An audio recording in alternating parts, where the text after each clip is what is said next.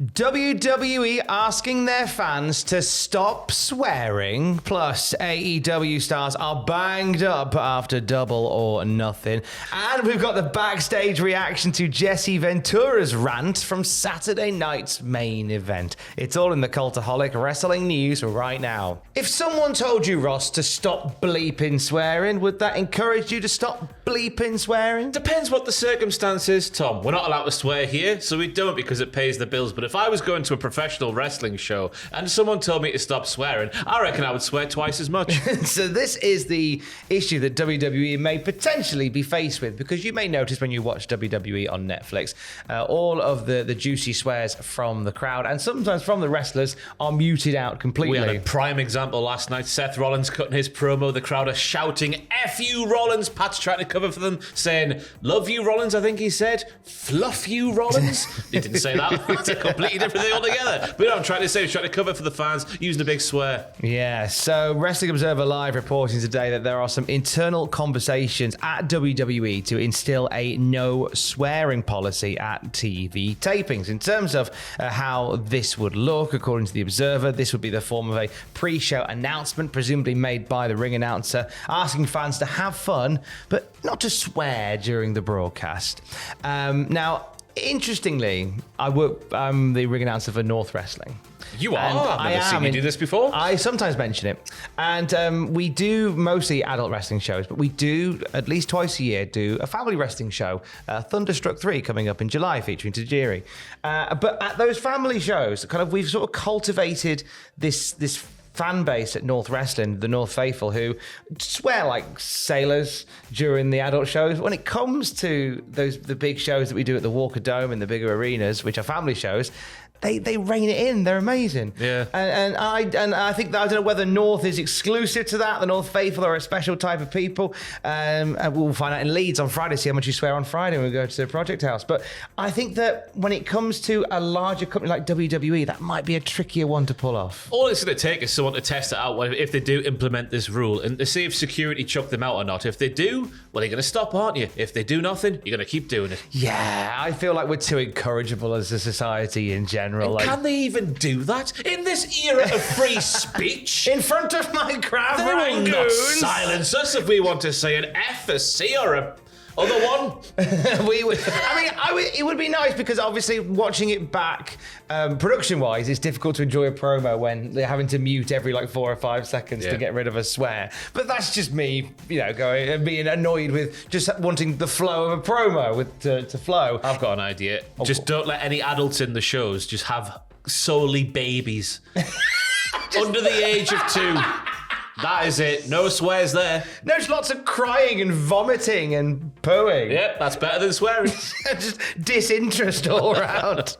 Or just send in an entire flock of seagulls. So you've just got all the way through. That's a terrible idea. That's an even better idea. Let's head over to AEW. They held Double or Nothing on the weekend, and the return of Anarchy at the arena. They gave us Let the Bodies Hit the Floor by Drowning Pool, and we partied like it was 2001. Yes, we bloody did. The best Anarchy in the arena match for my money. I said this on the podcast yesterday, which is live on the channel right now, covering Double or Nothing and also Saturday night's main event and also Friday night SmackDown. But there are bodies that did hit the floor that are potentially now injured there, Tom. Yeah, it's the Wrestling Observer reporting that multiple participants from Anarchy in the arena are pretty banged up.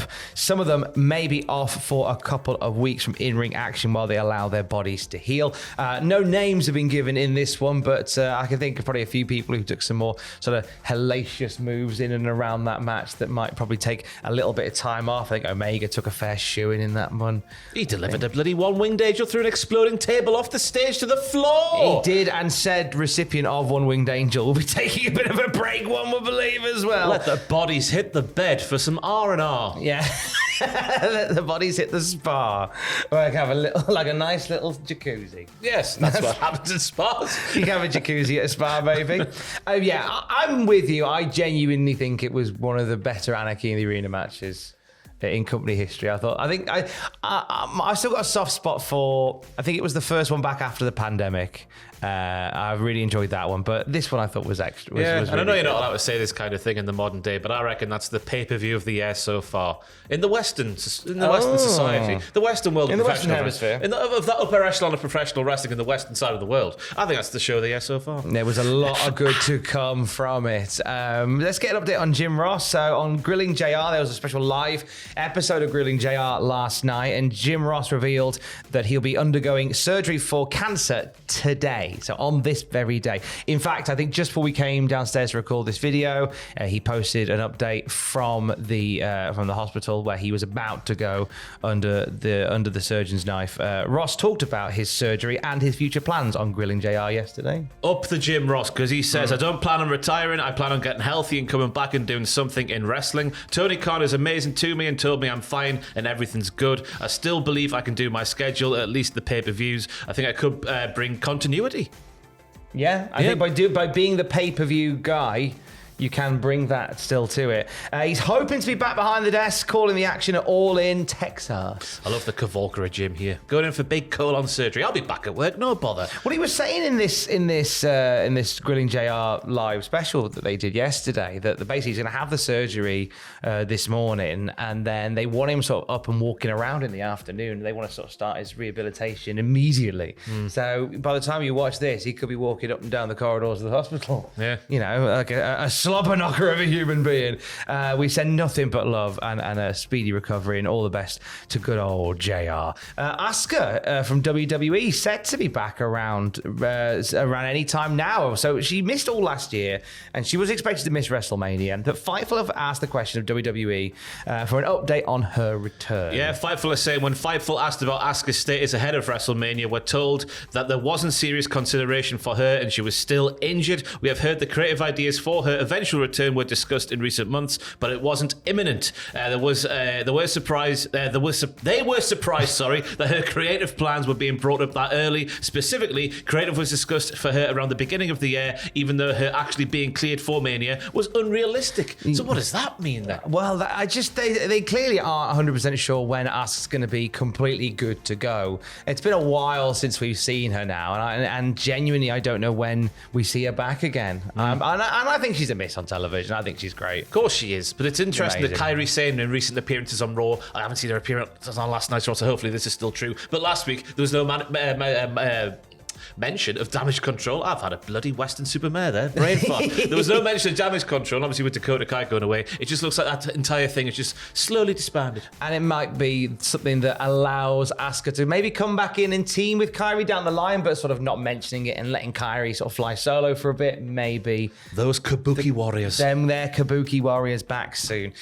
Do we see Jesse Ventura back at a commentation station soon? I certainly hope so. He made me chuckle at Saturday night's main event, kicking off about Damian Priest having the audacity to leave through the door in the steel cage match. At the start of the show, when him and Joe Tess are on the stage, he goes, "This match will end in the ring." Why did no one tell him, Joe, no, it's not going to happen that way?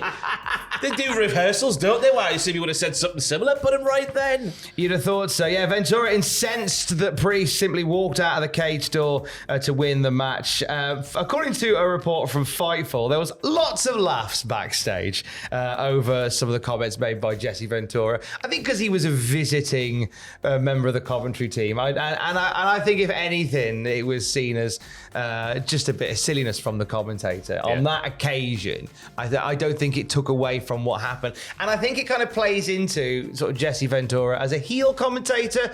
He said earlier in the show, well, NBC would never allow cage matches in my day, despite the fact that, yeah, they did, and you called two of them.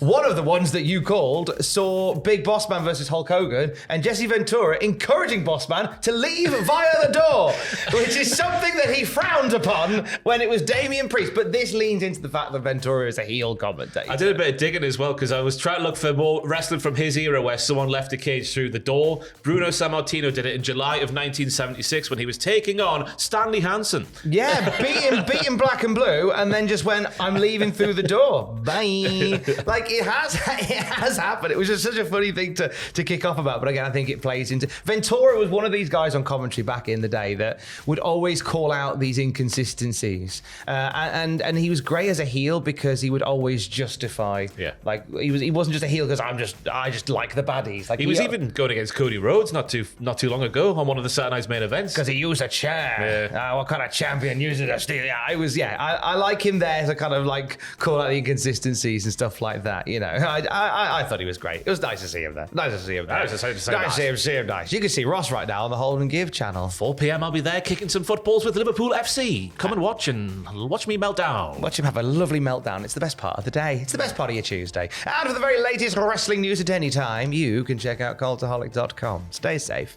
Love you. Bye.